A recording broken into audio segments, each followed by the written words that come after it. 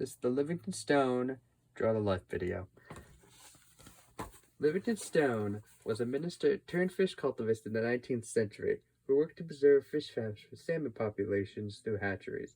In 1868, New Hampshire hired Livingston Stone to build a permanent egg collection facility on the Miramichi River. That ended soon after being built due to the Canadians seeing it as theft of their own eggs. This effort did result in the push and passing of federal funding in hatcheries in 1871 that included salmon eggs going to the Sacramento River, Mississippi River, and Delaware River, as well as many others across the United States. In 1872, the first Pacific hatchery was built on the Sacramento River. The McLeod hatchery collected eggs, raised them on the smolts, and then released them into the river, as well as ship eggs into the eastern United States to be used by other hatchery operations. The building of the McLeod hatchery had its troubles, as the site was 50 miles from a railroad, 50 miles from a sawmill, and had little law enforcement in the area, which often resulted in Stone getting in fistfights with poachers trying to steal salmon.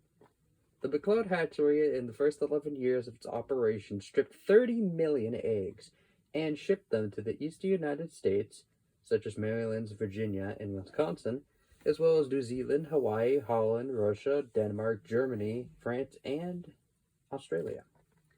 In 1877, the Oregon and Washington Fish Propagation Company contracted Stone to build a hatchery for $20,000, which in September of 1877, a flood referred to as Black Friday washed out all of 20,000 eggs, which resulted in the first movement of eggs from hatchery to hatchery.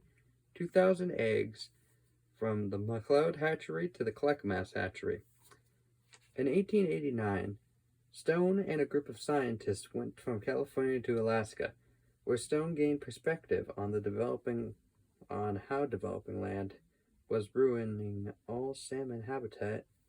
This pushed him to call for salmon refuges to set aside to preserve salmon habitat, which at the time he regarded as a foolish name due to the abundance of salmon in the Pacific Northwest, but cited how not even hatcheries saved Atlantic salmon from the mills, the dams, the steamboats, the manufacturers, the injuries to the water, and similar causes, which made the stream more and more uninhabitable for the Atlantic salmon.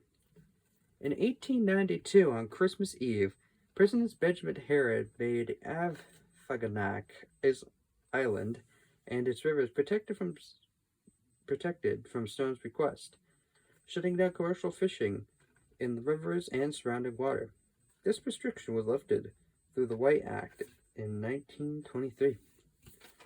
Livingston Stone was never able to see the flaws in the hatchery system, believing till the day he died that they benefited salmon more than natural rivers, even in the face of salmon refugees. He did find joy in the process of hatcheries, as he notes after the first successful spawning of Chinook salmon on the McLeod hatchery,